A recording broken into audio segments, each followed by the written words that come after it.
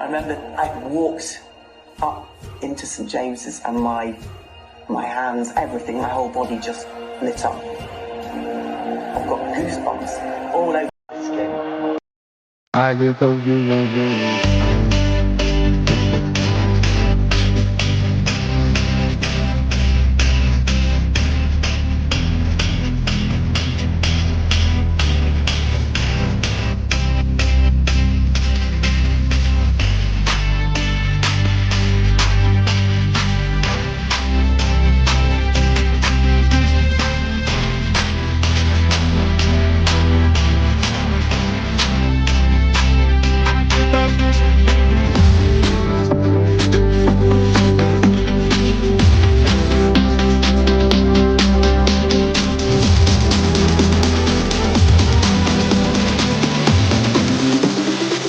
I get those goosebumps every time you come around, yeah.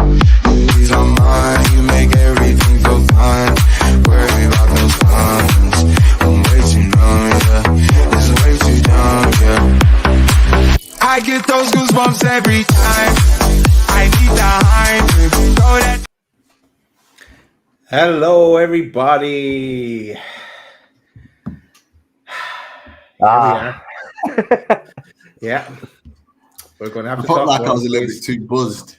I was coming in, popping. Maybe I should be.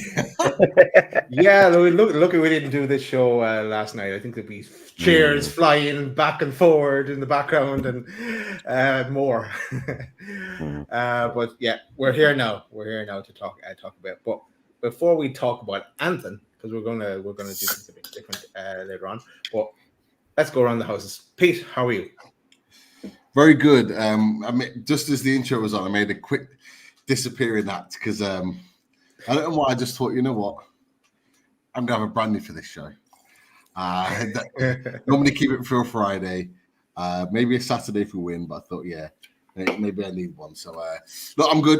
I'm good. Spent time with the family today. I got to see my mum. Not seen her for a while, and spent some time with the little boy in Ava. She had football this morning, so keeping myself away from football, from Newcastle anyway. But I'm good. I'm good.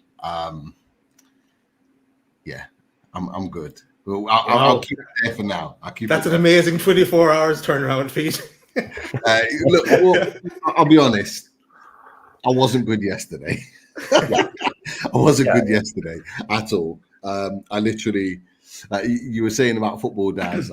I'm not gonna lie. I kind of gave up on football yesterday. I was like, I'm done. Like, I don't want any more football talk. I just literally just kind of switched off from it after that game. But look, I'm in a different headspace now. Let's see how long it lasts. Oh, we'll sort that out for you. I'll have whatever Pete's having, by the way. Chris, how are you?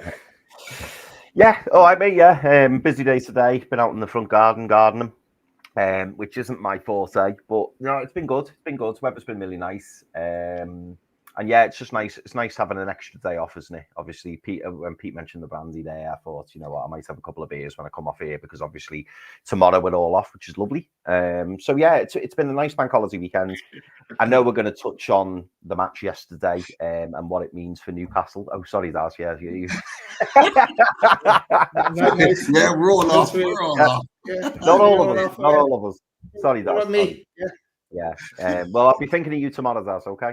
Thanks, Chris. That makes it all the better. Yeah, of course. Yeah, but no, I think I was really disappointed yesterday. But to reiterate, kind of, what we've said before, like my devastation was after that Man United game. That's when I kind of come to terms with things internally. Now, obviously, I'm not for 1 minute suggesting I thought Man United win the FA Cup because that would be a lie. I did think that Man City were going to win it, but it was in our hands and then we put it in other people's hands. And the fact that it's not fell our way, I don't think we can be too bitter about it because the opportunity was there for us and we just didn't take it, which is really, really frustrating. But we are where we are. And as you rightly said in the chat yesterday, Daz, we just need to look forward now. I think we just look forward and we work out what's going to happen, what we're going to do. And yeah, where it leaves us. But how are you, Daz? You looking forward to work tomorrow?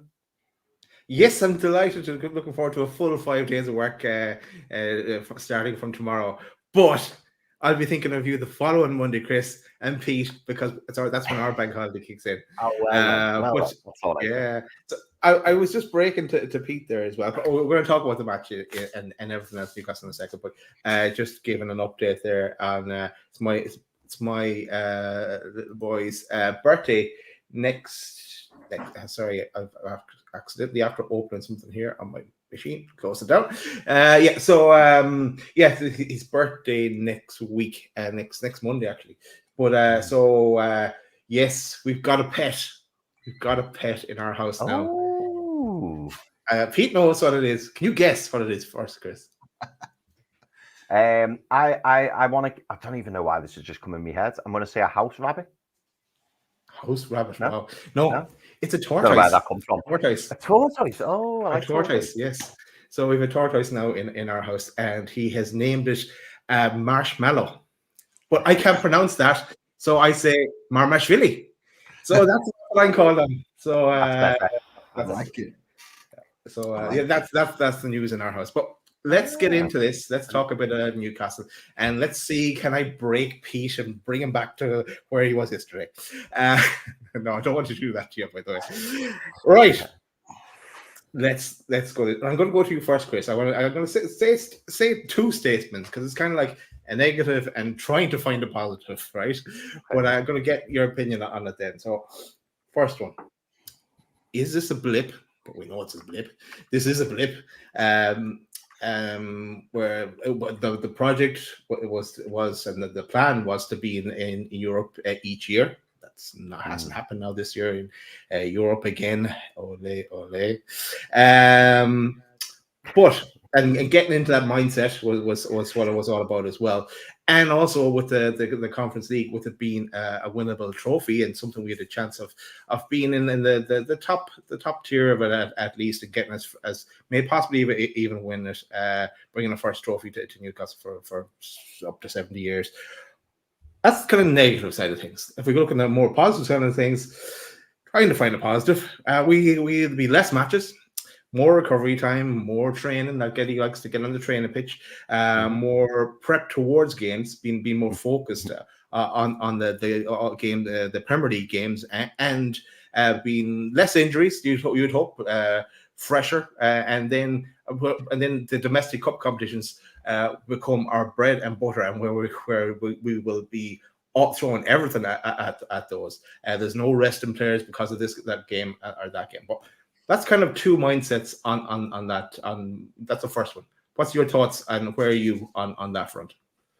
So in terms of how I felt the season's been, or how would I assess the overall season, do you mean?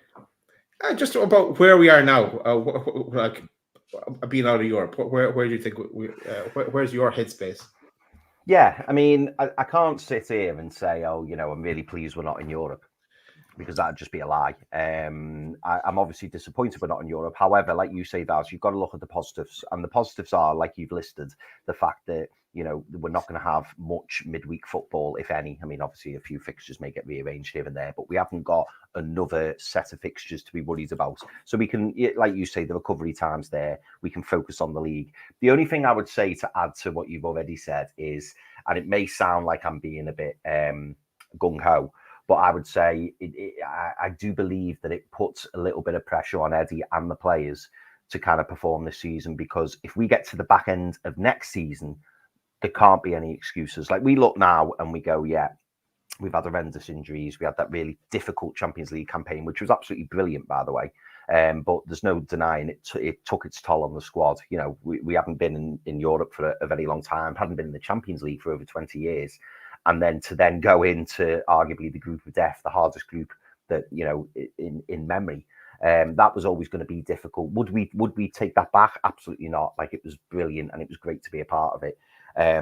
This season, yes, it's going to be a shame not to have European campaigns, because I think we were all looking forward to that. But it just means that we can solely focus on our league position, and of course on the domestic cup competitions, which we've taken seriously since the new owners have come in, and since Eddie Howe's come in, that we do want to win that first trophy. So they are the positives, and I think that with us only fighting on 3 fronts next season, it can probably help us in terms of, squad and, making sure that, everyone can stay fit and we don't get niggly injuries due to overplaying and stuff like that.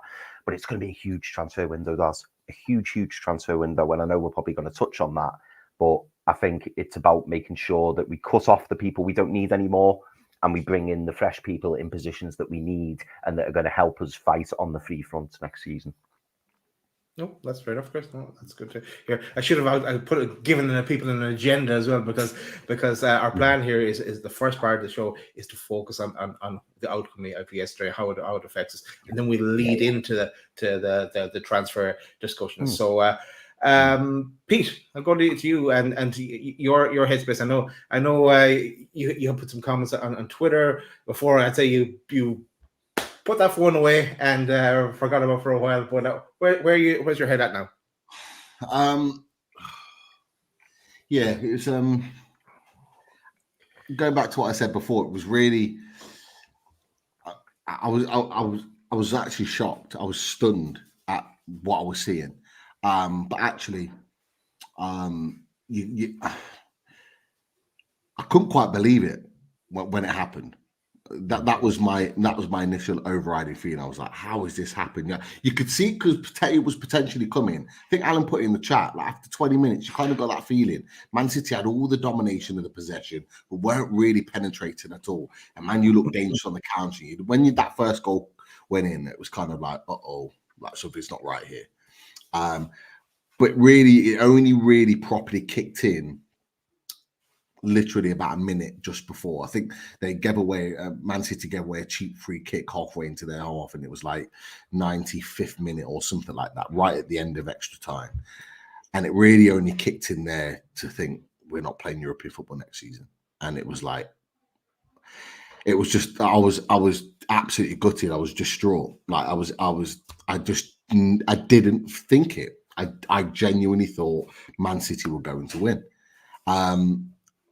That's not taking anything away from Man United. They deserved it. I thought they played really well. Their tactics were spot on. As much as Newcastle United fans don't like Man United and there's that rivalry there, I respected what they did. They picked up the trophy. And I said to Dan United, I said, if you can go and beat Man City at Wembley in the FA Cup final, then you deserve to get European football.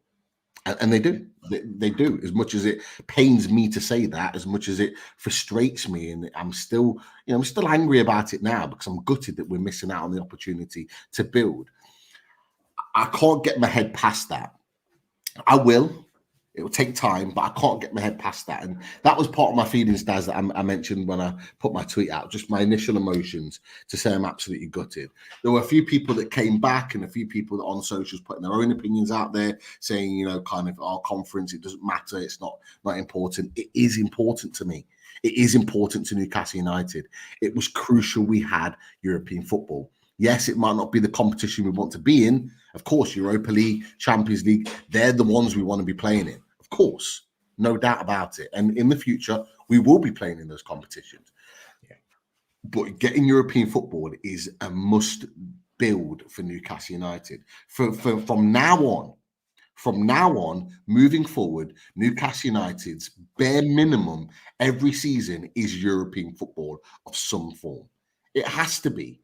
We cannot be the team that we want to be up there challenging, winning trophies every year if we are not playing European football. So we have to. It's part of our building process. So to not get that is a massive dent to us. Maybe not financially. People have talked about and come out with different things saying, financially it won't make a difference until we get into the knockout phases. It's not that big of a deal. Yeah, maybe financially it's not. But actually getting into European football, it's a mentality. And that's the key for me. That was my overriding feeling, was mentality. Newcastle United, Brighton at home, Man United away. Both teams literally on the ropes in boxing terms. They're both teams going into those two games, they're on the ropes and we should have had them. Forget your Lutons, forget your Bournemouths, forget your Forests earlier on in the season. Going into that last week of the season, we had it nailed down.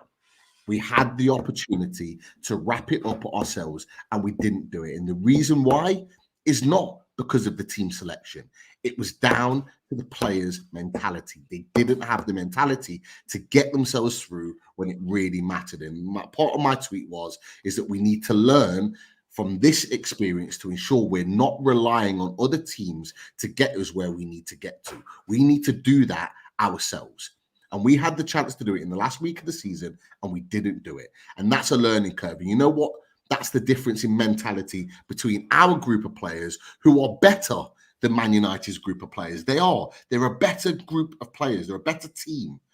But that club and that team, as much as we're frustrated and we don't like the fact that they've won that trophy, and we don't like the fact that they're playing European football and we're not, their club has that mentality that they can turn up on a day like that and they can do the business. As much as we don't like it, that's the difference, is that they've got the mentality in there to see that type of game through, and we haven't. And we need to learn that. And that will take time. We need to develop that. So I want our boys to go away and really think about that and remember that and take that into next season to make sure we're never in that position again. So I'm really gutted. I'm still gutted. We needed European football. However, there's a lot to kind of process in how that could potentially affect us or not moving forward, talking about the summer, talking about what happens next. Chris has alluded to it and touched on a few things. For me, we need ruthlessness going through this club in this summer, okay? And it's not just with the players, it's with the club, it's with the board, it's with the manager. Everything needs to be really streamlined and the ruthless approach needs to happen. So I'll just explain it. And sorry if you feel like I'm going on, but I just need to explain where I think this needs to change this summer. So for me, in the board, first and foremost, it needs to change in a mentality. We're in a position now, we don't have European football, but the players, like people in the chat quite rightly said, it won't change our transfer strategy, won't change who we're going after. We're going after those players still, and we will want those players. But our board are going to have to make a decision they've not yet done. They are going to have to ensure they're going to have to find a way for those players to get into the team, to get them over the line, to get them signed, sealed, and delivered for Eddie Howe. They are. We're going to have to do things differently. For example, we're in a position where we're going to be fighting out for certain players. We are now going to have to offer more wages. We're going to have to offer more guarantees. In those negotiation deals, we cannot be skimping and saving on an extra 10 grand, 20 grand, 30 grand a week, because we are going to need those players to come in. And we're going to have to entice them in another way. And that stops with the board. The board are going to have to be stronger in that decision. They are. We're going to have to take stronger lines, and we're going to have to be forceful, and we're going to have to be ruthless in that situation. I tell you what, boys, this next 4 weeks is going to be really crucial in what we do. Absolutely massive for a number of reasons. We're going to talk about it all this show. That's going to be massive. Secondly, the manager, Eddie Howe. Eddie Howe's been getting criticism from small sections, Eddie Howe out, all the rest of it on socials. Hey, maybe we can talk about that this time next year, okay? Because if he doesn't do what he's meant to do, then that small section will probably get their wish and Eddie Howe will leave the club. However, Eddie Howe needs to be ruthless. So, first and foremost, you Richies, you Dummets, great servants, goodbye. Off you go. Yeah. Certain players that he's got affiliations to need to move on. We need to move on certain players to make room for better players coming in. He's going to have to be ruthless, and he's going to have to step up to the plate and do things that maybe he doesn't like, maybe want to do.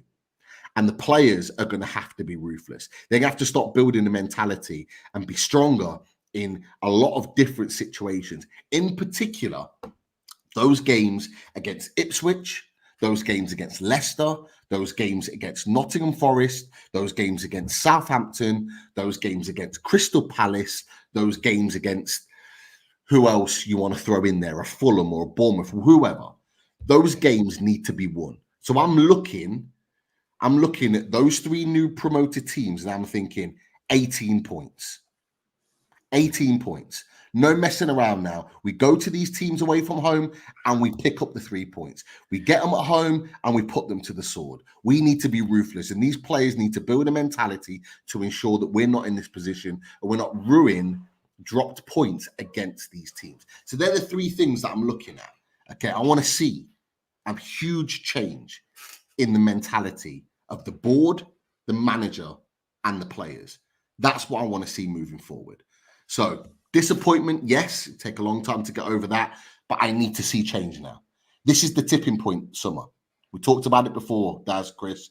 This is the tipping point summer. We need change. We need to see it quickly because the fans are going to need something to get themselves behind in order to really progress moving forward.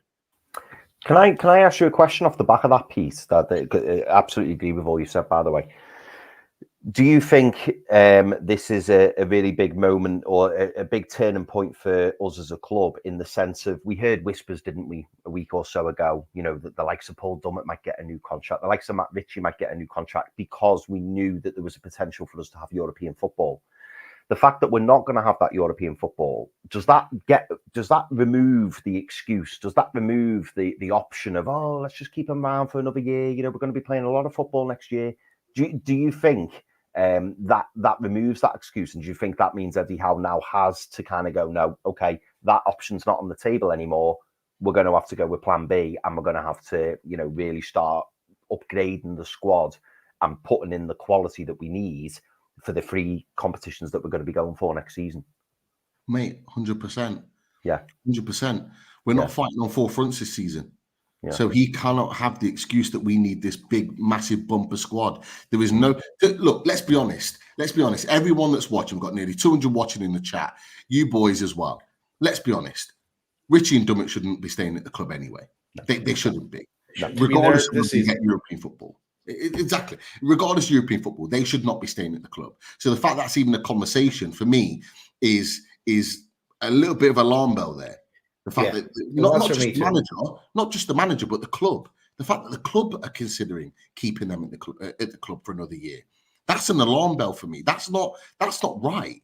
We're keeping players for the sake of it. There's no intentions of even playing them. So them not playing, who's not playing in Europe completely evaporates that being even an option. And I'm not being funny. Like, it should raise alarm bells in other areas too, in other areas of the picture. I'm looking at the midfield. I'm not going to lie, boys. I'm looking at that midfield, that centre midfield lot, and I'm thinking, do we actually need to keep Sean Longstaff anymore? Do we actually need to keep him? I don't think so.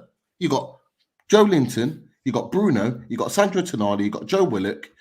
Okay, you can add Smiley, Longstaff into that. You got Lewis Miley, like you got Anderson. That's 6 players there. You got Elliot Anderson, that's 7. Like, do you need to keep one of them? Is this the time to move him on? We don't need homegrown quota. We're not in Europe. Let 1 year left on his contract. Let's move him on. Like, this is the ruthlessness that I'm talking about. Yep. Do we need to keep these players anymore? Do we need to, another year on, we get Europe next year, one of those other boys is going to be likely hitting that 3-year quota and becoming on new homegrown. So they'll cover a Sean Longstaff, for example. Like, this is what I'm thinking of. Like, this is where we need to start really not streamlining, because we are going to need we're going to need, at least 2 players in each position. But there are some players in there that we don't actually need to keep anymore. So let's move them on. If we can move them on and create finances and wages in other areas where, as you've just said, Chris, we can go out there and get the absolute very best in that position. Yeah. If we can do that and get the very best, so we're looking around that team, we're going, yeah, we're strong there. Rather than right now, we're looking at, maybe left back. We could do with another left back. Or Miggy's not up to it. We need a right winger in. We haven't really got the backup to Isak. Or you're looking at centre back. Botman's out. We need someone in there. We want to be looking across that team and going, yeah, we're stacked. We're good. If that person gets injured, we've got that one coming in. We're okay. We can manage it. That's what we need to be doing. This is the perfect summer to do that. But it's up to the board. The board have got to make that decision. They've got to back Eddie Howe. They've got to back Eddie Howe in this transfer market. Steve Nixon, all those boys that have been doing all the scouting, they've got to back them by producing the players that they want. It's honestly, boys, this is a massive summer for so many reasons, and it needs to happen. Pete, you nailed it so well that you've copied my notes, I think, that I wrote down today. So you were spot on. You're spot on. Because I was going to summarize with a lot of what you said there. But I'm gonna fast forward a bit because I'm going to group three items I'm going to bring as individuals. I'm going to group them together. So you need to listen up here, Chris. I'm going to you first. Okay. Right. I'm going to give you a negative and a positive, and I'll give you three of them. So, okay, first up. Less income coming towards PSR now with this not being in Europe. But a tour like Australia brings in most of what a run in the Conference League campaign would have brought in. And there's going to be international breaks there as well where we're twiddling our thumbs. So we could maybe go on a trip to Saudi 24, 25, anyone? And do the same. Bring in, there's a 2 million or something like that. And then I think I was watching Geordie Journal, so they're saying you'd have to get to the quarterfinals of the Conference League to claim to get that's what you get back. So it's not as lucrative as the Champions League. So that's the first point. Second one is not being in Europe. It's not it's something that we can attract players with, or new signings with. On the other side of it, is the Conference League something that would really, really, really draw a player?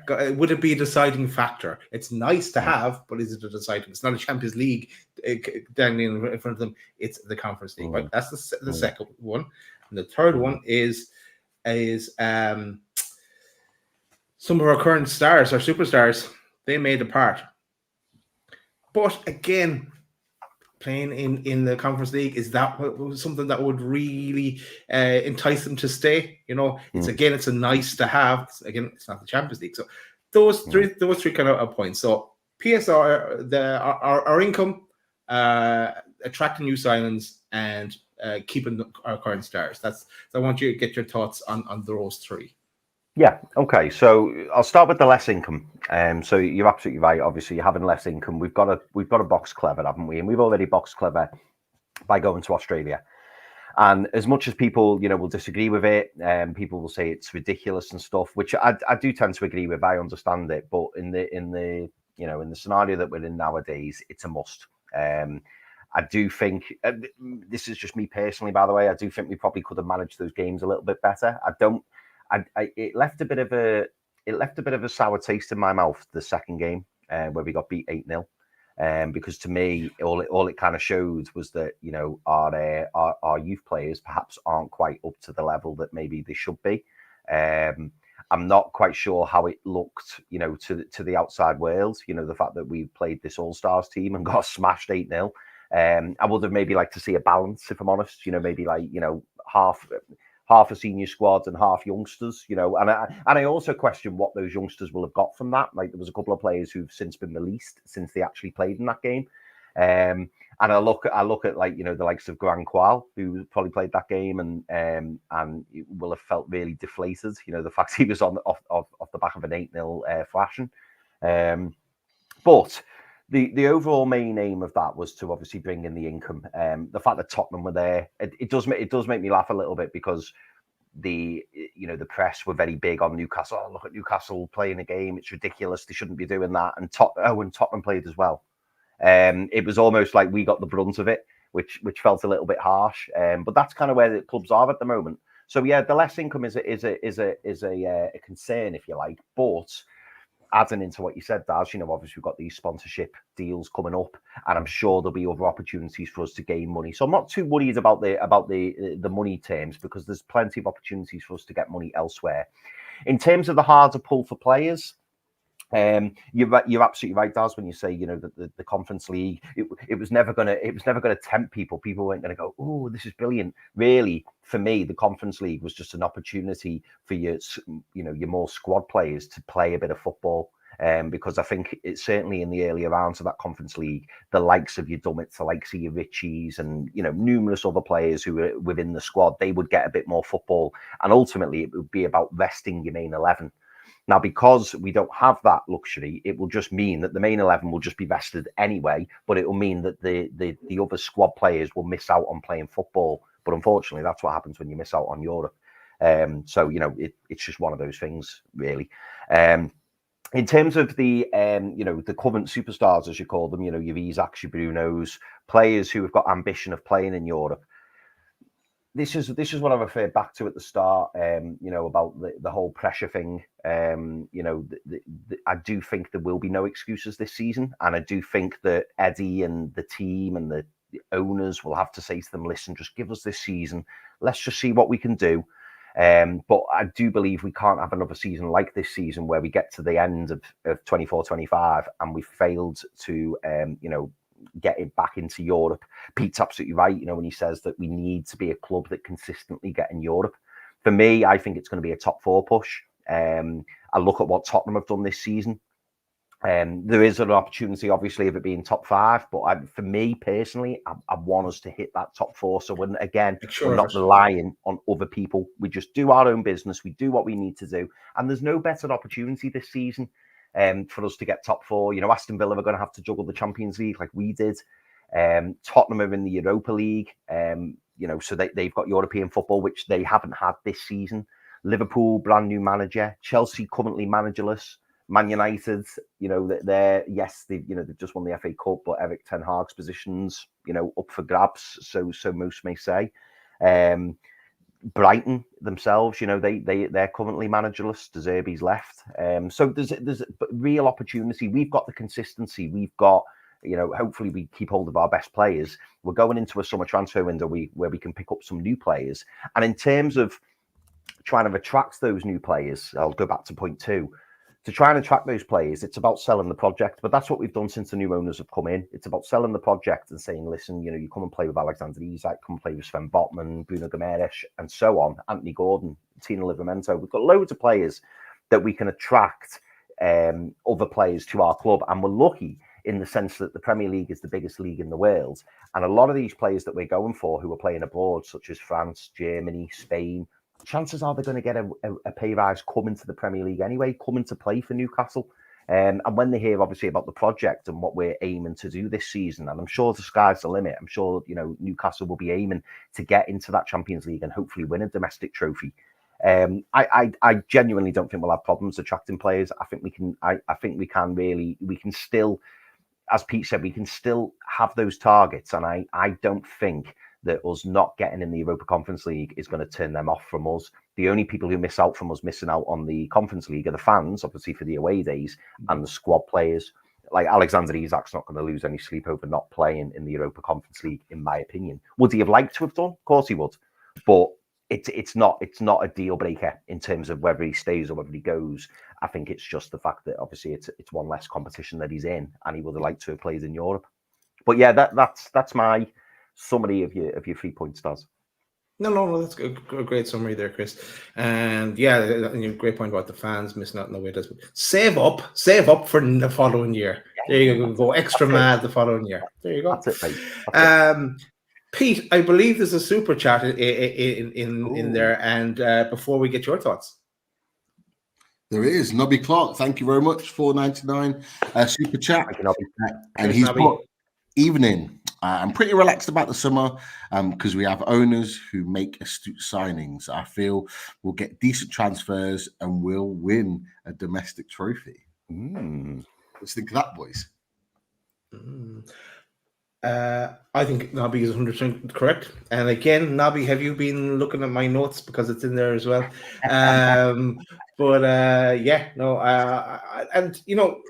Like we don't have a sporting director in place, and where we're back on the lookout again, or looking towards other alternatives. But we didn't have at the very start of this, and they did pretty okay at the start of this project, our owner. So they've got a bit of experience behind them now as well. And there's also other people in the mix, and Steve Nixon, for example, as well. So there's Yeah, I believe that they can get the job done. Definitely, Chris. I agree, mate. I think I do think there's a real strong possibility we can get a domestic trophy this season. I mean, we were so close in the Carabao. I mean, I actually think if we got to the Carabao Cup final, we'd have beat Liverpool. I think we'd have beat them. Yeah, I know the youngsters did a great job, and good luck to them.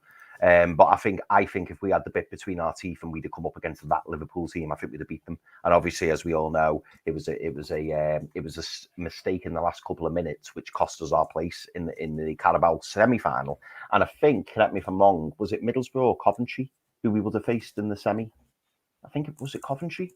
No, it was Middlesbrough. I think it was Middlesbrough because that's who Chelsea plays. And then Chelsea, yeah, Middlesbrough, yeah.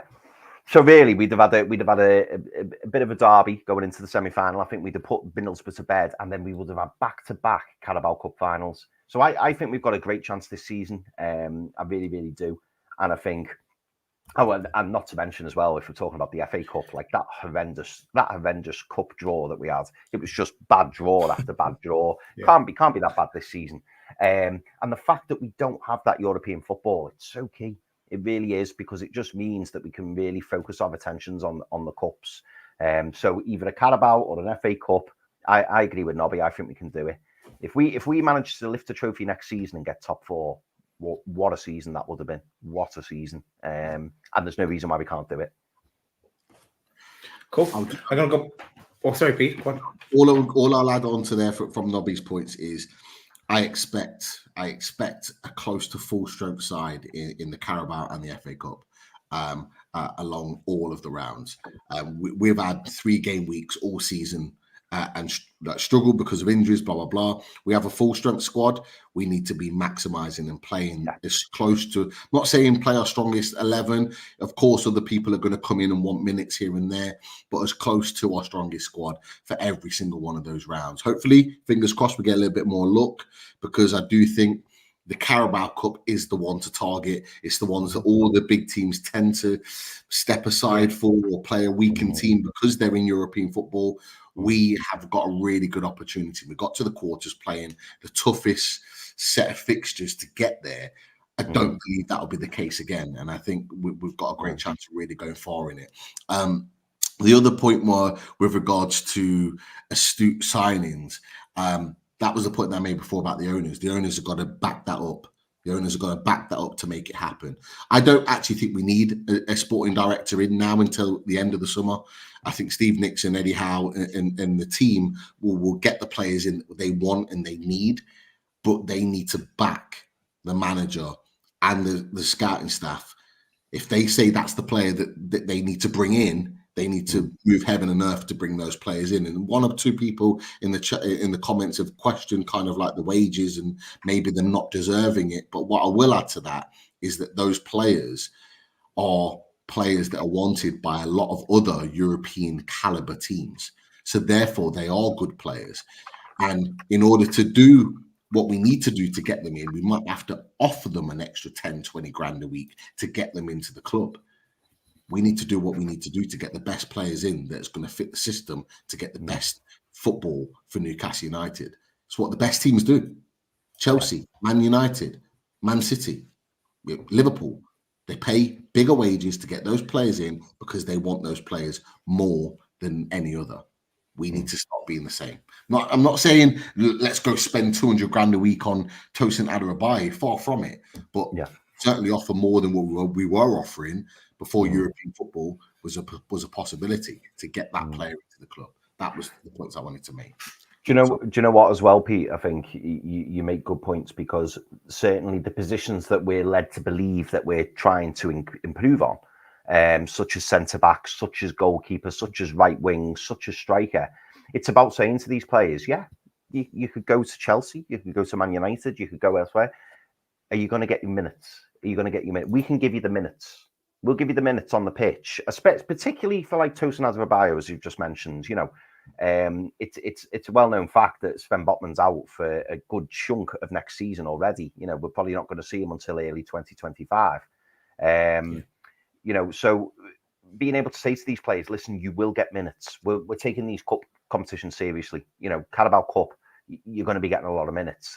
if we're going for Mohamed Ashley in number one, we want you to be the number one, or you're gonna at least be challenging with Nick Pope, and you will be the cup competition goalkeeper at bare minimum. You know what I mean? It's just little things like that, because Chelsea signing all these players, they can't guarantee them minutes. Yes, they can give them an extra 50 grand a week, but do they want to sit on the bench all the time? No. Yeah, you know what? We better get Marmashvili. I've got a tortoise called Marmashvili now, so we have to get him. That's it. Eddie, sort it out. Pete, we'll bring this to a close, but I'm going to give you because it's been a while. Thanks, Nobby, for putting us off track.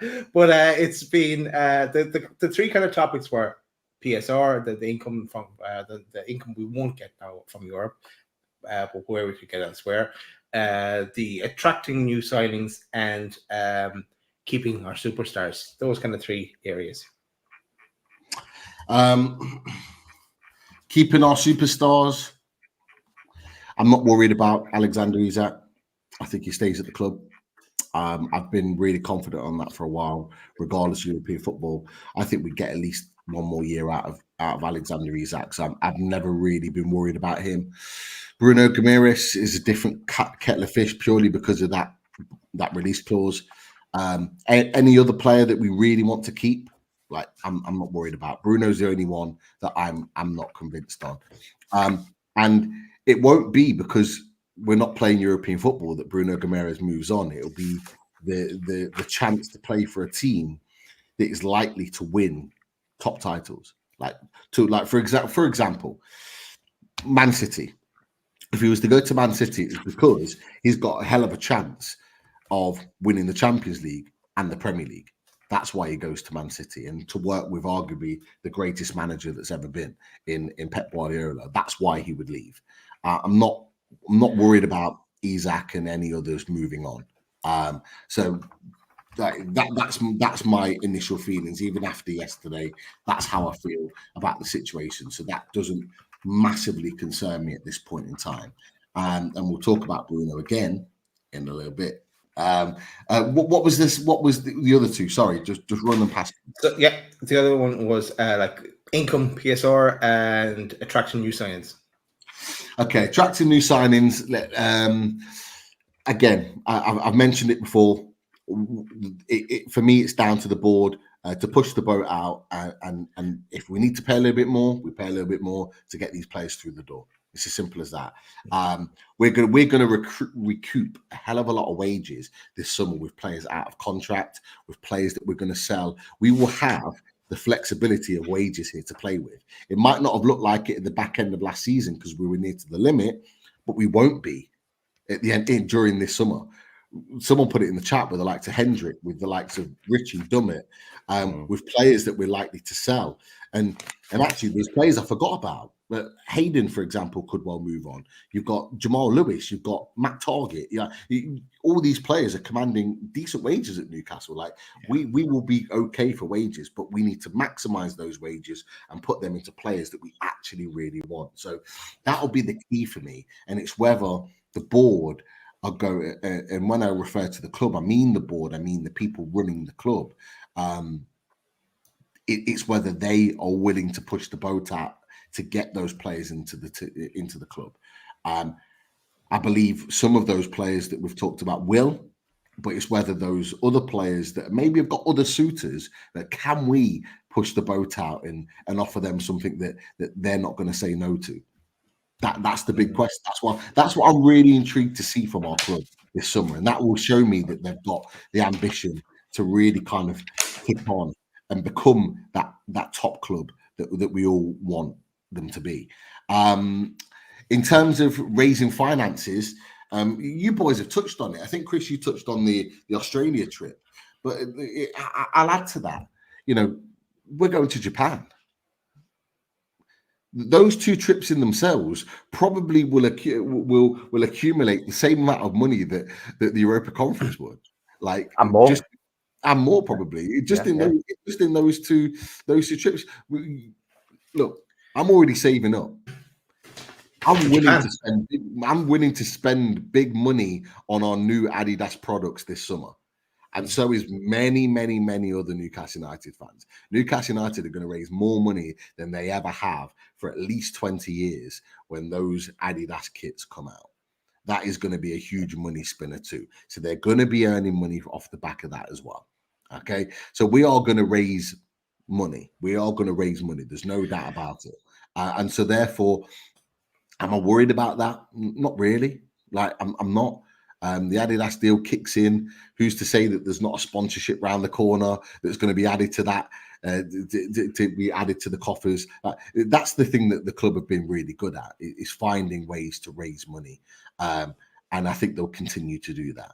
So answering those three questions, that's kind of where I'm at with it. And it's not the worst thing in the world financially. It's not the worst thing in the world in terms of who we're targeting, but it's what we do to get those players in. That's the thing that I'm really, really going to be watching closely with the club over the course of this summer. Geordie Tune for Life there. He's waiting for a positive. Don't worry, we're going to show those small radiators pretty soon, Geordie Tune for Life. But I just want to... but let's just... I just want to go a little summary, because just to prove that Pete stole all my points. Transfer targets remain the same. The project remains the same. The objectives for next season are now clear. Win something like the FA Cup or the League Cup. I'm saying they have to win some, but go for all out for it. Get top 4/top 5 and get us back in the Champions League. That has to be our target, starting off at least. We're going to get into some of the players in the second half of the show, a fully loaded transfer show part. Removal of the Deadwood becomes clearer now. If there was question marks with Eddie Howe was raising, clear, they're gone. Ruthlessness, Pete's word. Yes, Chris, Pete's word, not my word. I used it a lot as well, but it was Pete that originally came up with it. Eddie Howe and the club need to pull the trigger, and a list of names there: Dummett, Richie, Miggy, Wilson, Target. Trips today has come up in conversation, and you know what? I wouldn't. And Pete, you brought up Longstaff, and a few goalkeepers as well to offload. We can't carry and waste squad places with players who have provided a service to the club, but and maybe great behind the scenes, but unable to perform on the pitch anymore for us. If they're not playing, offer them some other kind of roles, kind of coaching roles. But then you've got enough coaches to do that already. But yeah, it's time to move on, and move on we shall, because we're going now into fully loaded transfer show mode. But before we do that, let's show those little radiators just for Geordie Tune for Life. Here we go. Here's a little promo.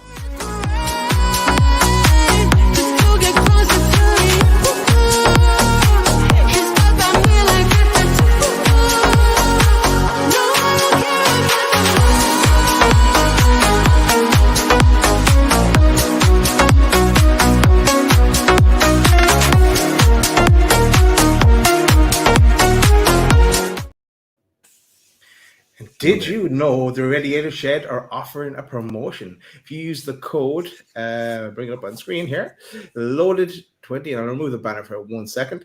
Loaded20, and if you can email Russ at radiatorshed.com, or call him on 077-666-04112, and say Loaded20, or just mention Loaded. And if you know someone that's in the market or doing up their house, contact Russ and he will sort you out. I'll remove this. I'll put the banner up on screen with the number flying across the bottom of the screen, and let's switch over. Now we're fully loaded transfer show mode. Now, you mentioned something, Daz, that I wanted to get your both of your thoughts on. Actually, you mentioned around this man, Kieran Trippier. Now, what's really interesting about this is that there are reports coming out today, or links, or opinions, whatever it may be, that Kieran Trippier may well be the player to be moving on in order to kind of recoup some money this summer. So I want to get your thoughts on this. What are your thoughts with regards to the potential of Kieran Trippier leaving the club? Like, we've still got Tino and Kraft, but with someone as highly experienced as Kieran Trippier, would you be happy for him to leave the club? Would you be happy to recoup, say, anywhere between 8 and 10 million for Kieran Trippier? Like, Chris, I'll start with you, then on to Daz. Like, what are your thoughts on those kind of murmurs that are starting to just bubble under the surface? Yeah, I mean, I said in January, didn't I, boys, that, you know, for me, I would have sold Kieran Trippier. I think it was a good opportunity to bring in. I think buying went as high as 12 million, 13 million for Kieran Trippier, and I think that was the time to let him go. Not saying I wanted him to go as in he hadn't performed well or, you know, I'd had enough of him or anything like that. It's just that in this day and age, in, you know, the fact that you've got to generate your own money by selling players, I think it would have been a smart move to get rid of Kieran Trippier, given that we'd spent 30 million on Tino Livramento.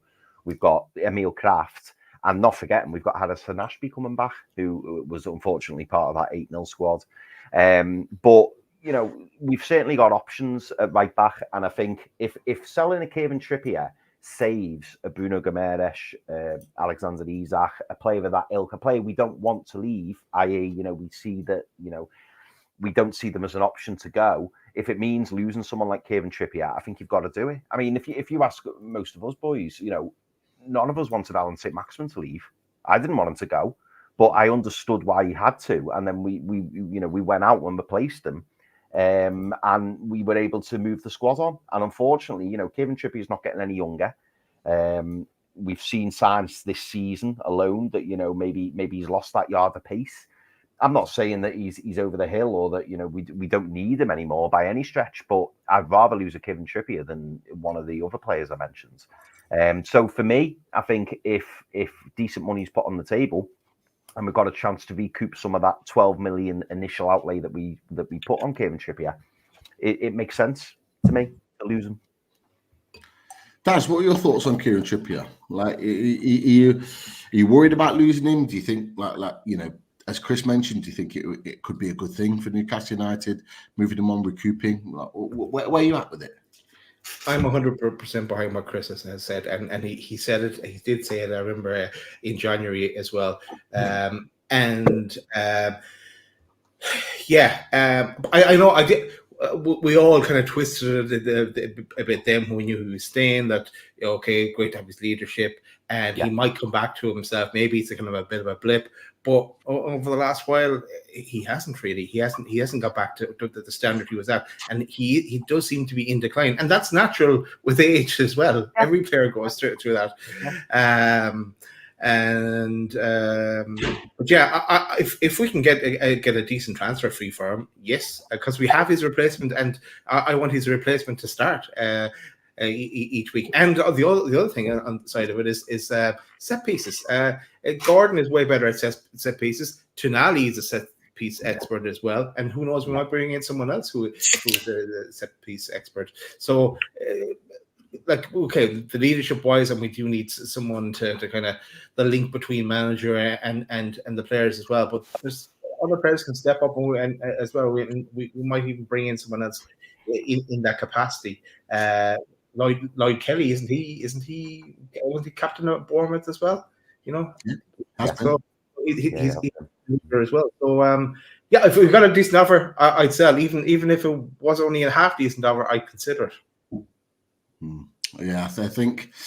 I think he's only got a year left on his contract, so the maximum I think he'd be at Newcastle is another year, Kieran Trippier. But yeah, I'd be tempted to move him on. He doesn't look the same player. His head doesn't seem right, and he's had some really poor performances since coming back from his injury. Yeah, it might take him a little bit of time to come in, but I just think for me, again, it's more of a ruthless approach. I just think we need to take that approach and really think about what we're doing moving forward. If we can recoup 10 million, you know, it could that potentially do something in the transfer market? Could that offset what we've lost for European football, for example, and all these little bits? It can make a difference. Think about the wages. He's one of the highest paid players at the club. What can that allow us to do?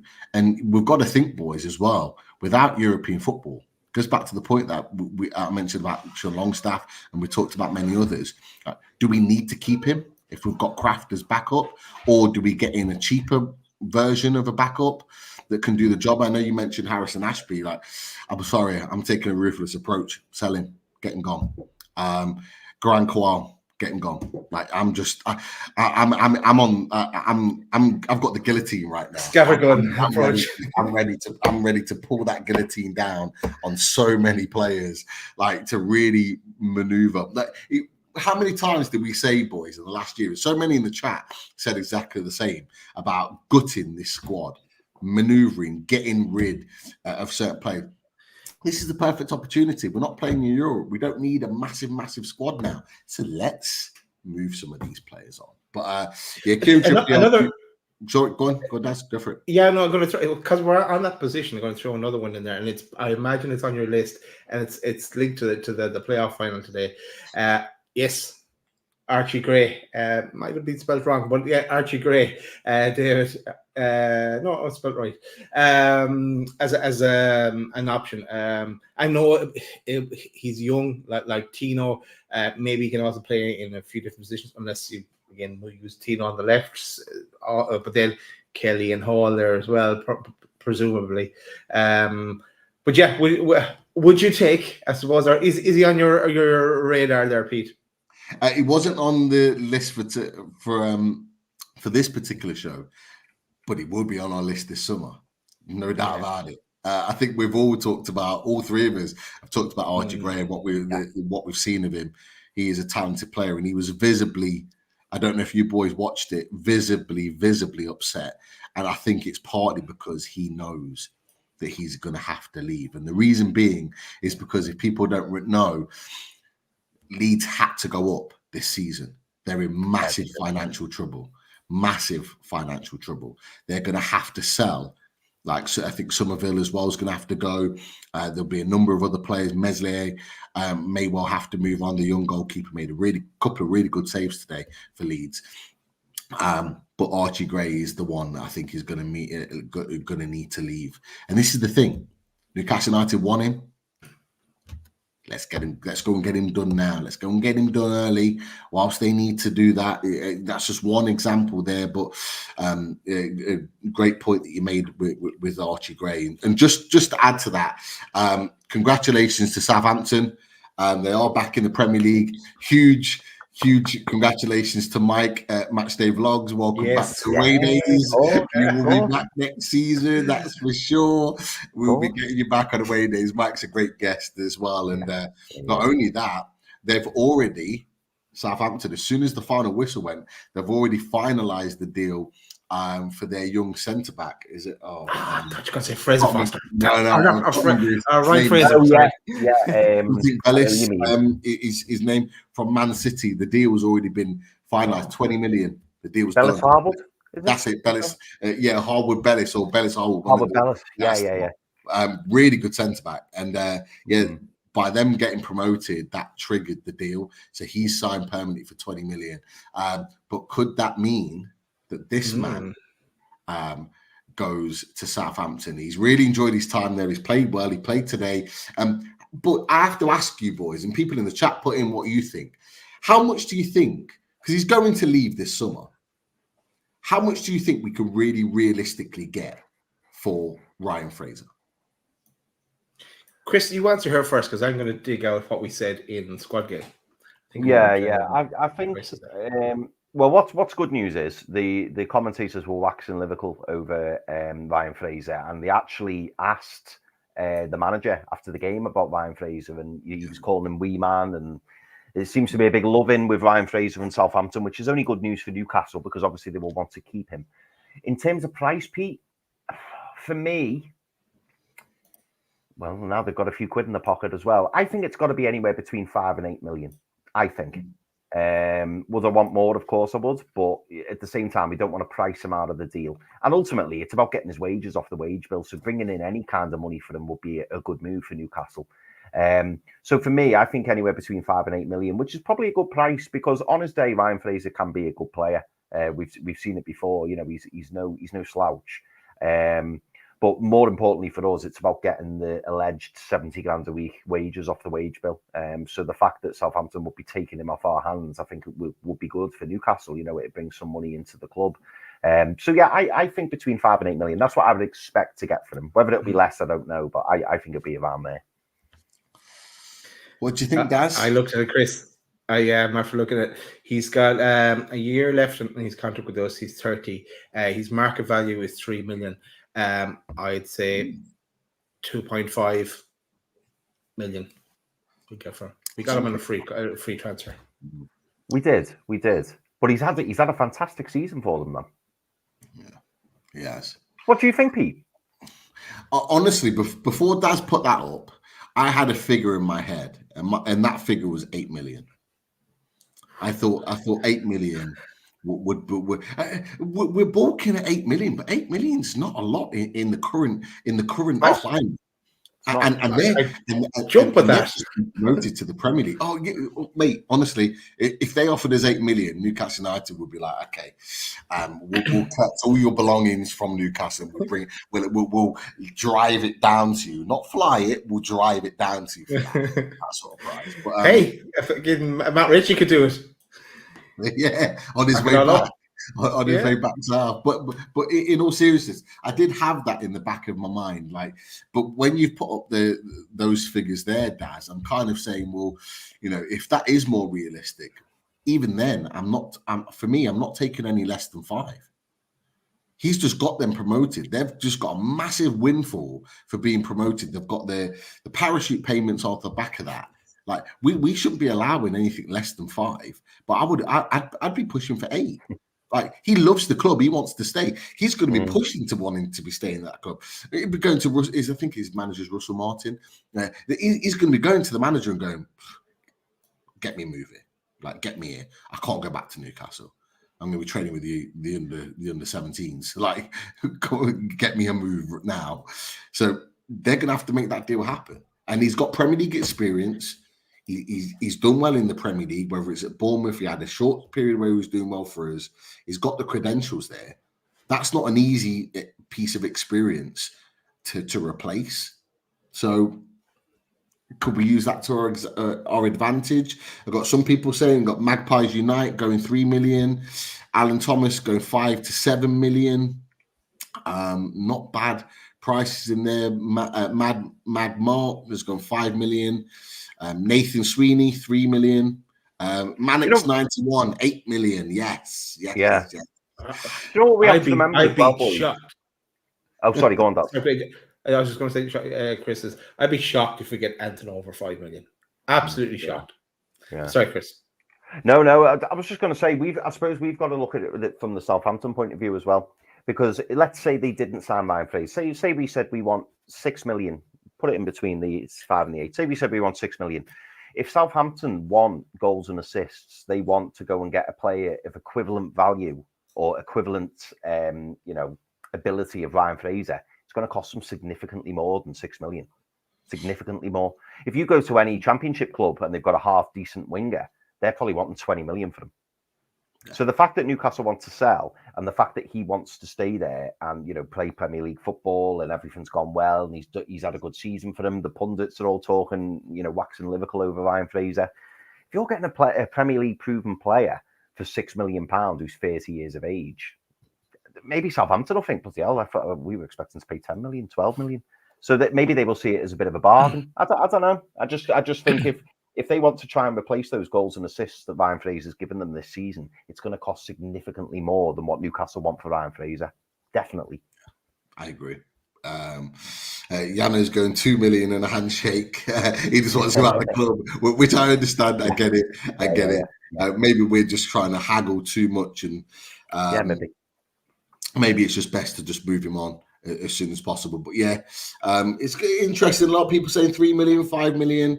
There's different opinions there, but anything around that I think would be a good move. That's for sure. Now let's go on to let's go to some updates, okay? Because there has been some updates on certain players. Let's revert right back to the beginning and start with the goalkeeping situation, because it looks like at this moment in time, there's only really one goalkeeper in the mix right now, and it's Georgi Mamardashvili. So we talked about before, there was interest and there was talks going on. Mark Douglas of the iPaper has said that we're looking to step up the goalkeeper hunt, and it talks about Lloyd Kelly and Tosin Adarabioyo in there. Good piece as always from Mark Douglas. But this morning as well, another update in there is that Newcastle United opened talks with Georgi Mamardashvili. Scott Wilson from the Echo had mentioned this as well. Looks like he's the guy that we're kind of pressing on with to get this sort of deal done. Boys, how crucial is this to get this deal done before the Euros? There's a lot of talk today that European football wasn't or isn't a factor in getting Mamardashvili. It's about making sure that we're paying the right fee. Rumored to be around 35 million euros, which I think it works out to just like 29, 30 million pounds, around that sort of figure.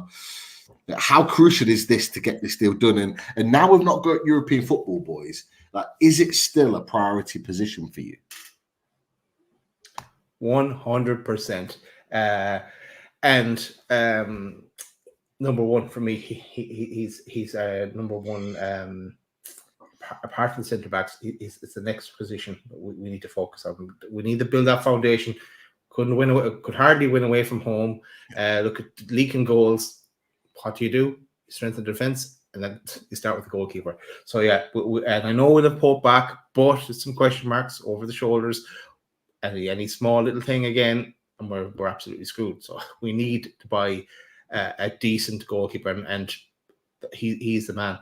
And as he's linked to the Euros, Pete, they are the real outsiders for the Euros. They're the odds, the lowest. I think it's 750 to 1 for them. But they and they also have KK.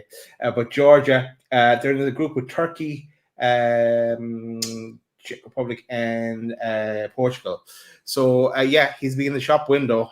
So if we could get it done before then, that would be nice. No point in him having a brilliant Euros, and then it's another 10, 15 million on top of what you potentially pay now. So get it done. And the other thing is, while we may need to sell someone before the 30th of June for balance PSR, that doesn't stop us buying someone and a few players, putting in offers for players before, more linked to other clubs that might be in the same kind of bother, let's say, to balance books and PSR. But so get those bids in early, and let's get it done. Yeah, Chris, I'm going to ask you the same question about Georgi Mamardashvili. Is that a priority position? But I wanted to just to add in there, in your opinion, do you think it was quite telling that Martin Dubravka wasn't part of the Australian trip and was the only one that wasn't on that trip that didn't have a genuine reason for not being there? Do you think that could be significant this summer as well? Yeah, so I'll start with Mamardashvili. I think he's priority. He's the player now that I'm focusing all attention on, because when you're picking up a player of that quality for 35 million euros, I mean, look at what Man United paid for Onana. To pick up a player who's highly sought after. We saw Graham Bailey on this show laughing at us because we even suggested that we'd want Mamardashvili, and Graham felt some time ago that we wouldn't be able to compete with other clubs to bring in Mamardashvili. So now that we seem to be the front runners, just get the deal done. And I agree with you, Pete. Let's try and get it done before the Euros so that the deal's done and dusted. I don't want him to see have a great Euros with Georgia, and then I think it was Daz who said, they could potentially lash another 10 million on his price tag. Let's just get it done now before he goes to that Euros, if we possibly can, even if we just agree a deal behind the scenes so that he's our player. That would be what I'd try and do. In terms of Martin Dubravka, yeah, really, really interesting. As you rightly say, he was the only player who was missing, and there didn't seem to be an excuse as to why he was missing. I would be very surprised if Martin Dubravka was at the club next season. I feel like, you know, this was his final season, and he got a lot of football, a lot of minutes due to Nick Pope being injured. But I think ultimately he wants to be a number one elsewhere. Some may argue he should be a number one elsewhere. For me, I don't think he's a top 6 Premier League goalkeeper. I think he's a reasonably okay goalkeeper, but I don't think that he, you know, should be. He's not a player who will, you know, win you a cup. I just don't think he's that type of player. I don't think he's. Maybe when he was younger, you could argue he was absolutely fantastic when Rafa Benitez brought him in a number of years ago, and he did a really good job for us. But I just feel like you know, we need to move on from him. What I would throw out there as well, Pete, as another conversation topic, is the fact that Martin Dubravka seemingly looking like he's on his way out. Karius, we know, wants to go back to Italy because that's where his family are based. So we know that he's going to leave and his contract runs out, obviously. But then we've seen a lot of rumours as well that Nick Pope is allegedly on his way out. You know, there's rumours that Nick Pope could be moved on. A lot of change in the goalkeeping department, and that I suppose emphasises why we need to go out and bring in that new number one, that real top draw goalkeeper. And I do firmly believe that Mamardashvili is that one. I think he's the signing that we should be looking to make as early as we possibly can, because, like I say, the sooner we bring him in, the better. Stop other clubs from potentially going out there and getting him. And I just feel like he's that one player where when we sign him, or hopefully we do, but, you know, if and when we sign him, we'll all go, it's serious now. This is, you know, going into next season, having a keeper of his quality, I think it will be a huge difference maker for us. You made a really good point about that, because, you know, we almost felt that Pope coming in was that guy to really go, right, okay, we're building the spine of our team now. But having watched Mamardashvili, he played again today, his last game potentially at Valencia, I genuinely think that Mamardashvili at 23 years old, with how good he is, could be that guy. You know how, like, Chelsea got Petr Cech, like when he came in at Chelsea, an experienced Edwin van der Sar at Man United. You know, when they brought Edison in at Man City, Alisson at Liverpool, like, it really changed the team, the mentality, because they're such a good goalkeeper. Like Mamardashvili, I genuinely feel Mamardashvili is that guy. And for me, Dubravka leaves the club regardless. Regardless, he has to go. He has to leave the club. Like, he's done with Newcastle United. And I really hope that him not being in the Australian party was a sign of that happening. I'm not being disrespectful to Dubravka. He's just overstayed his welcome. He needs to leave.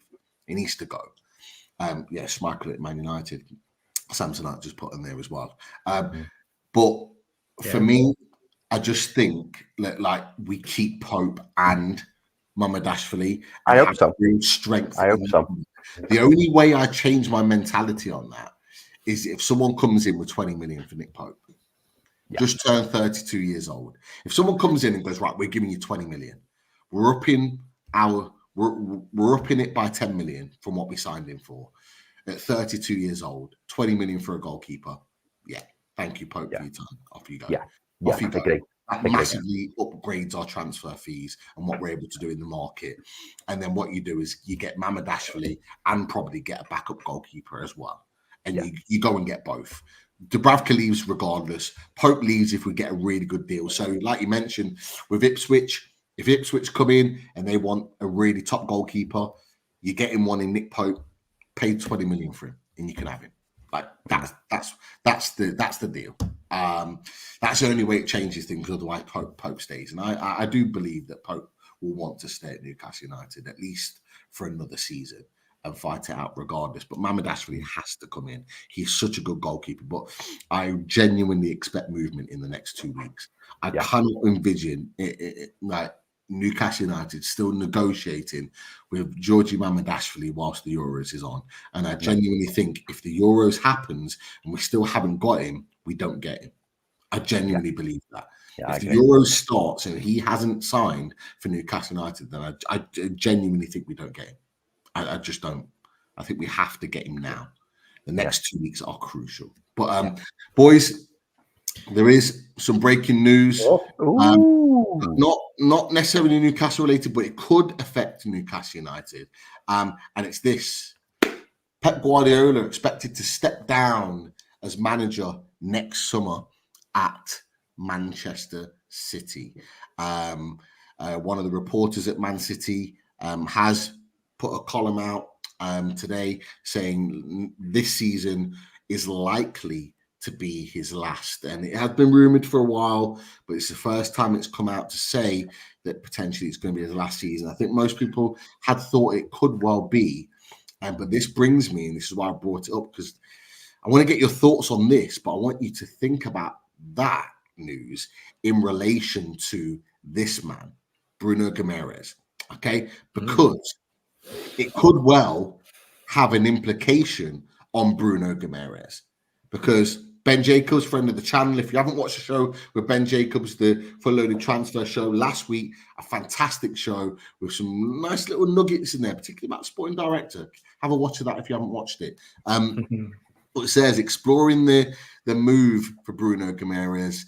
They know the release clause, and it says Arsenal are not in the race, so it's looking like Manchester City or nobody. But just looking at these stats, outstanding performance this season for Newcastle United. Most fouls won, most duels won, possession won, highest turnovers, 8 assists, 7 goal contributions. A superb outlay for Bruno Guimaraes. Does this change things in that pursuit of Bruno Guimaraes? We've got a month now to think about Bruno Guimaraes. Is he going to leave? Is he not? We know about the relationship with Pep Guardiola and how much they respect and love each other. Could this change anything in this movement with Bruno Guimaraes, knowing in his mind that if he goes there, he's probably only going to get one season before he moves on? What are your thoughts about that? Daz, I'll start with you. Okay, first of all, great news, because I love the way linking back Alex Ferguson. Remember, he said he was going to leave Man United when he said he was staying, and they went back up again. Yeah. Klopp, Liverpool, we know what happened there. So great to see that Pep is getting in early, and hopefully it disrupts them a bit next season. Then on to the Bruno news. There are the Bruno comments. I don't want to hear it. But yeah, look, you saw Kevin De Bruyne didn't really turn up at the FA Cup final. Is he on the decline as well? He'll come back and prove me wrong there, but he's not hasn't been the same with the injuries as well. So you could see that they could do with someone potentially in there as a successor maybe or something. Then also throw in Real Madrid, and I know Real Madrid are all focused on Mbappe, who was in Monaco today as well for the Formula One, along with Karius, and along with our chairman as well. Yasser was there too, and plenty more if you haven't seen that. But yeah, so Toni Kroos leaving departing Real Madrid, so they could do with someone potentially as well. But no, I don't want to hear any more talk of Bruno, and it's going to be a lot of sleepless nights between now and end of June. But let's just hope he stays with us. Chris, what are your thoughts about that? Knowing the breaking news that's coming out, that's likely to happen, as well as that linking it to Bruno, do you think it could change things potentially? I think it's huge news, mate. The three clubs, Daz has just mentioned them, the three clubs, well, in fact, there's another club he did mention, but the three clubs who I have maintained to be the ones that could sign Bruno were Man City, Real Madrid and PSG. And if one of those is removed, you can argue that Real Madrid have got 105 central midfielders as it is. I know obviously Toni Kroos is retired, and Modric's future is still up in the air as far as I know. But I can't see Real Madrid coming in for them purely because they're going to be focusing their efforts on Mbappe. So that leaves just PSG. I don't think Bruno will leave for Man City if Pep's already said that, allegedly that he's only got a year left. Because I think the big pull for Man City, not just the titles, but it was mainly playing under Pep Guardiola. So I think that's really, really good news, because then that means I can't see him going to Man City. I didn't even factored in Arsenal as one of the conversation. I just don't see him going to Arsenal. Just don't see it. I've got no worries about that whatsoever, whether they bid for him or not. I don't think he makes the move. I know I know Dan likes to keep saying that, Arsenal could be looking after him and triggering it. And I genuinely, I think if somebody knocks on Bruno's door and goes, "Oh, Arsenal just triggered your clause," I just don't think he's interested at all. I really, really don't.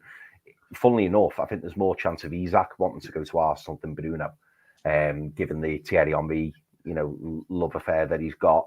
I just don't see Bruno going to Arsenal whatsoever. But yeah, really, really big news. And I think it just decreases the chances of Bruno leaving. So yeah, and obviously if Man City lose Pep in a year, I think a few other players will be following him out the door as well, to be honest. I love the fact that you said that about Arsenal, Chris, because I've said that so many times to Potts, and I just get back absolute pelters of frustration. It's right, though. But I'm with you. I've said it. Like, He's singing a song. It's no way he's going down. For one, Bruno, as Daz quite rightly said, Bruno turned them down once before. Secondly, like, Arsenal can't afford him. No, they can't. And there's no guarantee. Like, Bruno's only going to leave Newcastle United if he's got a guarantee if he's winning a trophy somewhere. Like, this is why City and PSG seem like viable options. PSG, as much as people will say negative about PSG, is guaranteed to at least win a double there and potentially challenge for the Champions League. On top of that, City are likely to win the Premier League and the Champions League and maybe one or both of the domestic cups. Like, he's got an opportunity to win major trophies at Man City. So I completely understand that. Arsenal are 2-0 down to Man United. Eric Ten Hag won two trophies in 2 years, and Arsenal won none. Like, and it's the harsh truth that they need to understand. As much as they've played well, there's no guarantee they're going to win it next year. No. And if it's Pep's last season, is he going to want to go out on a high? Who knows? I don't know. I'm with you on that one. But I do genuinely think this could potentially change Bruno Guimaraes' opinion on this. And I have to add, there's lots of hopes and prayers because Bruno's dad did put this on Instagram earlier on today. He kind of like put on in addition to what Bruno Guimaraes said and added the 24-25 soon with Bruno in the Newcastle United colours, which has got Newcastle United fans excited that Dick Gomez, Bruno's dad, knows something that we don't. That he's potentially already committed his future to Newcastle United for another season. So we hope that that's the case. But obviously that breaking news for Pep Guardiola, if you've not seen it, if you just tuned in to the channel, we've got over 320 plus watching them right now. There is rumours that, and thank you for watching the show. As always, on the button, as always, Mr. Chris Hall. But as we've been talking about, Pep Guardiola expected to step down at the end of next season. So let's see how that one materializes. Absolutely. But Pete, just before we move on, I noticed Mark Taylor was in the chat. So Mark, you'll have heard me say there's more chance of Alexander Isak joining Arsenal than Bruno. If anything, I think, the reason I say that is obviously because of the Thierry Henry links. But the problem for you, Mark, is the fact that Alexander Isak won't be going anywhere for a fee of less than 160, 170 million. So then that therefore rules Arsenal out, because I just don't see Arsenal. I don't see Arsenal paying 100 million for Bruno, let alone 170 for Isak, and that's the difficulty, mate. I know that you really like Alexander Isak, but Alexander Isak will only go to elite club. That will be his next move, and it will be for a significantly high fee. It will be a ridiculous fee. And if he starts next season how he's ended this season, and he plays a full season, he's gonna be 25 goals plus in all competitions, and then his price is just going to keep going up and up and up. And then when that new contract gets signed, could be touching 200 million. I'm just saying. Yeah, I did say by putting Bruno and Isak on the poster, we might get a few Arsenal lads in. So even Mark, he's going nowhere. To an Arsenal fan, only going to an elite club, there'll be absolute meltdown. This did make me chuckle, though. Sorry to take the chat off you. If you hold the chat just 1 second, David, I think he's referring to big dick, as in that Bruno's dad, and then changes it. I love it. I love that. Just the old mistakes in the chat. I love it. Look, we won't go through all of the array of players that we want to, but what I will say is that there has been some updates with regards to just a quick mention of this, and I just want to get your quick opinions on this. Tosin Adarabioyo already seemingly wearing the Newcastle shirt. We'll see if that's the case today. Darmashev says talks between Newcastle and Tosin representatives continued this week. They've made their position clear in terms of an offer. It's pretty much up to Tosin Adarabioyo what he wants to do. Craig Hopper, as you mentioned, that we were closing in on the signing, and Graham Bailey then throws a spanner in the works. Chelsea are now potentially in the mix for him. Like, where do you boys see this situation now that Chelsea are in the mix? Does it affect things? Does it change anything, in your opinion, with Tosin Adarabioyo? Does it change things that we're not now in Europe? Where is your stance on Tosin Adarabioyo? Have Newcastle United still got a chance to sign him? Are we still the front runners, Dad? I would say so, because like if I was with him and I saw a club, I assume Newcastle have been talking to his people for the last number of months, and that's going to stand to us as well. But then you see Chelsea coming in. Is it the last man? Maybe they've been doing the same, talking to him for the last few months. Who knows? But if they're just showing interest now, you kind of question, where do I really stand with these? Am I just going to be farmed off again, loaned off somewhere like Chelsea do, or are you going to sit on the bench? I know they need a replacement for Thiago Silva, who's gone back to Brazil. But the other factor is, does he want to remain in London? But he came through the Manchester City Academy, so I don't know where he's from originally, but maybe he wants to remain in London. But I still think he'll end up at Newcastle, to tell you the truth. You're the same, Chris. Like, do you think same things that I asked Daz? Do you think European football changes things for Tosin Adarabioyo? Do you think Chelsea coming in changes the dynamics of this potential deal? You know, we've still got Man United in the background, who have now got European football. What are you thinking? I think it probably changes things in terms of minutes promised, because we've probably said to him, "Oh, you know, if we're getting Europe, you'll get plenty of minutes," and obviously that's not the case anymore. But I do still, like Daz, I do think we've still got a really good chance of signing him, because Chelsea or Man United will have to offer him significantly higher wages than us, in my opinion, to get him, because I don't think they'll be able to offer him the minutes that we'll be able to offer him. So if his sole focus is on wages, then Chelsea or Man United are welcome to him, as far as I'm concerned.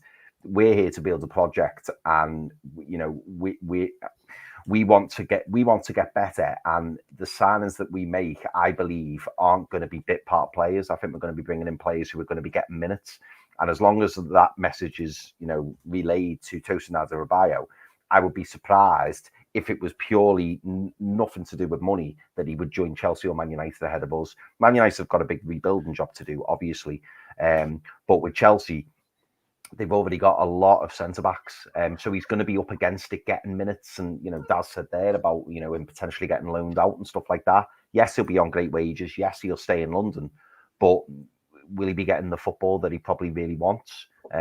So for me, I still think we've got a really good chance of signing him.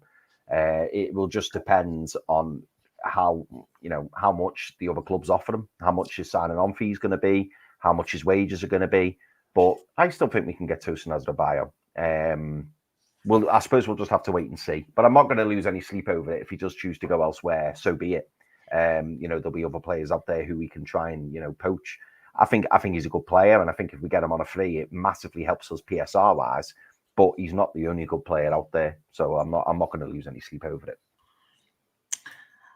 The one thing that goes in our favour, in my opinion, is that the two clubs that are linked with him, Chelsea, Man United have got huge question marks over their manager coming in. And I do think that this goes back to the ownership. I've mentioned it before. We need to turn the screw. We need to be saying to Tosin Adarabioyo, we want you. You're going to get regular football next season. You're going to get guaranteed football. You're going to start for Newcastle United. Get the deal done now. Like, this is what we want. Like, we can't be getting into end of June in having this same conversation.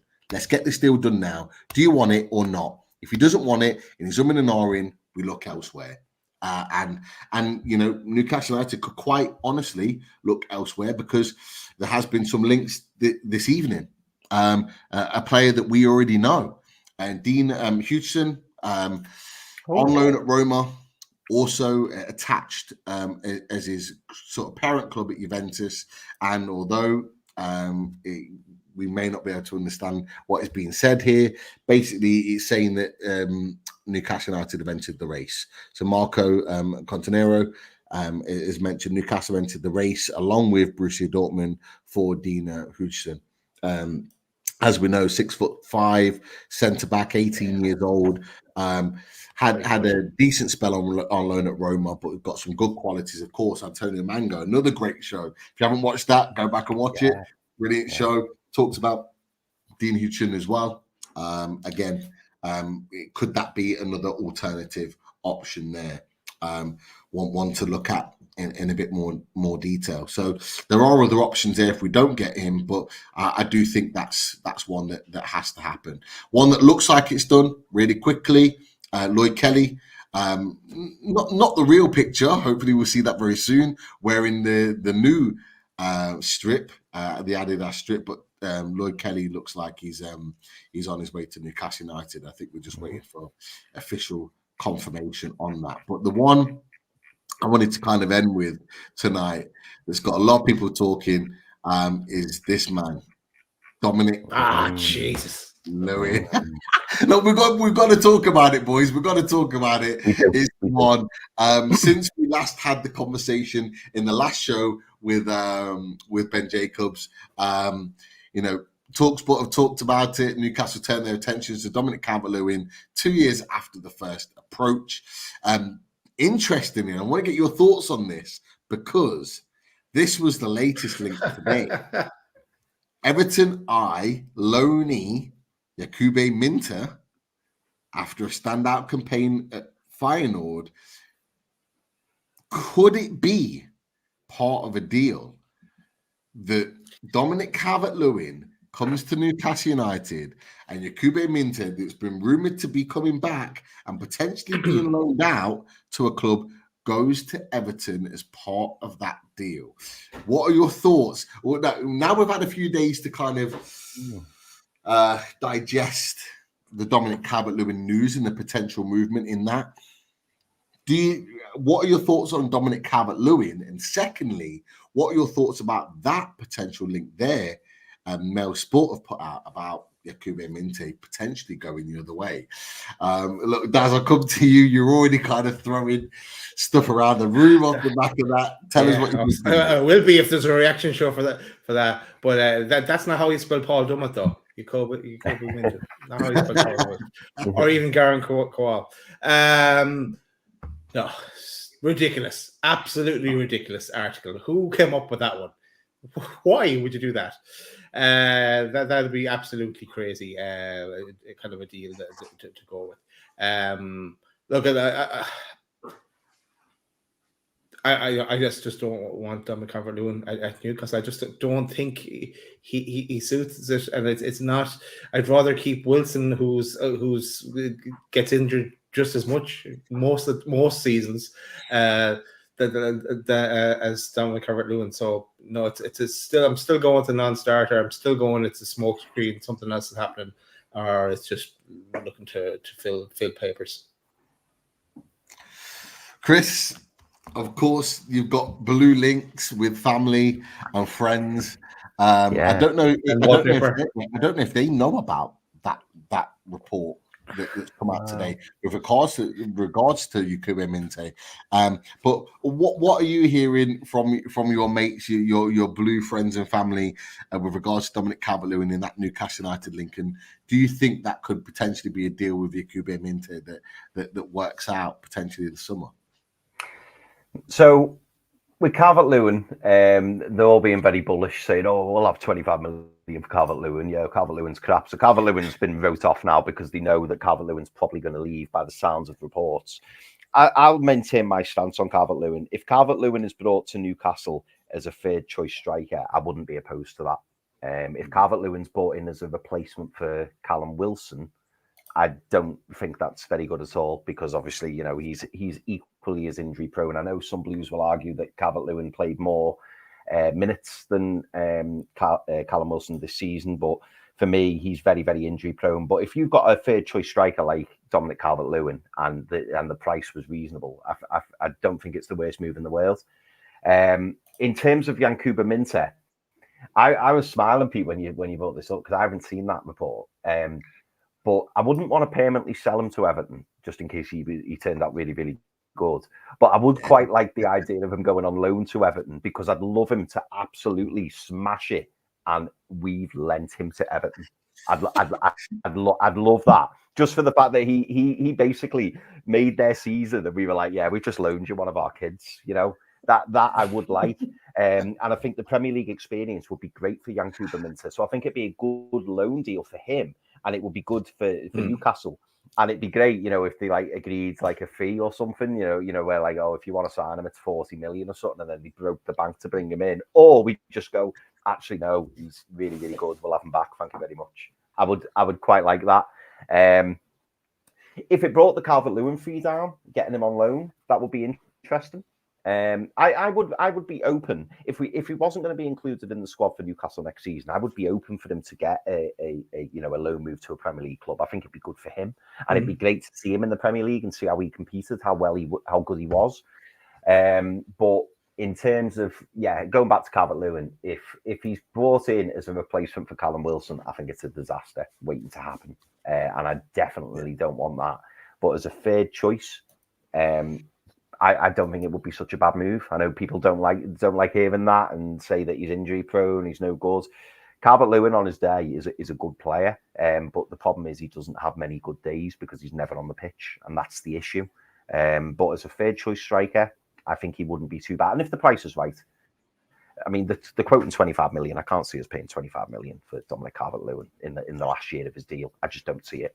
I think it'd be more around the 15 to 20 million mark. And then if you get Yakubu Minte on loan, could be the 10 and 15 million mark. Who knows? No, I agree.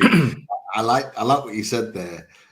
Loaning Minte and him having an absolute stormer, and I'd get no better joy from that. No better joy from that than him having a stormer of a loan, and then we'll just take him back. Yeah, just go. Thanks very much. Yeah. Now he'll come back to us. He's going to do everything he did at you with Newcastle United. Thank you very much for allowing him that opportunity. That would be absolutely perfect. But feed the club. Yeah, absolutely. yeah. There you go. The Newcastle United, Everton, or our feeder club. That would be an absolute dream. But someone put in the chat, just to steal it for a second, Magpies Unite said he believes the Dominic Calvert-Lewin links are the smokescreen for Guirassy. What I will say is that reports from Graham Bailey has said Borussia Dortmund are pushing to seal a deal for Guirassy, so it looks like potentially he could be heading or staying in Germany, but heading to Dortmund as an option there. We'll see how that one progresses. But I saw something else, Pete. Though I saw something else that his agent was talking with Newcastle yesterday or something like that. But that could be bull. But I saw it somewhere else. Yeah, I did see that. From the journalist perspective, this was the only thing that kind of popped up for me with regards to Guirassy. I think there's a number of in the knows that are thinking that could well be links, and I would welcome those, but nothing really been confirmed at that point. Guys and girls, lads and lasses, we could continue this transfer, fully the transfer show for another hour or two. But we're going to end it there. The reason being is that our other transfer links we're going to save. We've got something coming for you next week. So we're going to save those other links and talks for another show later on down the line. And we could tell you who that guest is, but we're not going to. We're not going to. We're going to, because things could chop and change as well. But keep, at this moment in time, keep Wednesday evening free. So, but we'll be probably back before then, and we will be back after then as well, because with things chopping and changing, we will be on the case. We're not 7 nights a week, but we're here when there's ever breaking news. We're on the case. That is it. I hope you enjoyed tonight's show. We were the two-parter. We're focusing on what is going on? What? The blue half is out. Piping up now. Chris, have a word, mate. Mate, I'm gonna when it goes down. I'm gonna have a word. It's ridiculous. Stays up, have you?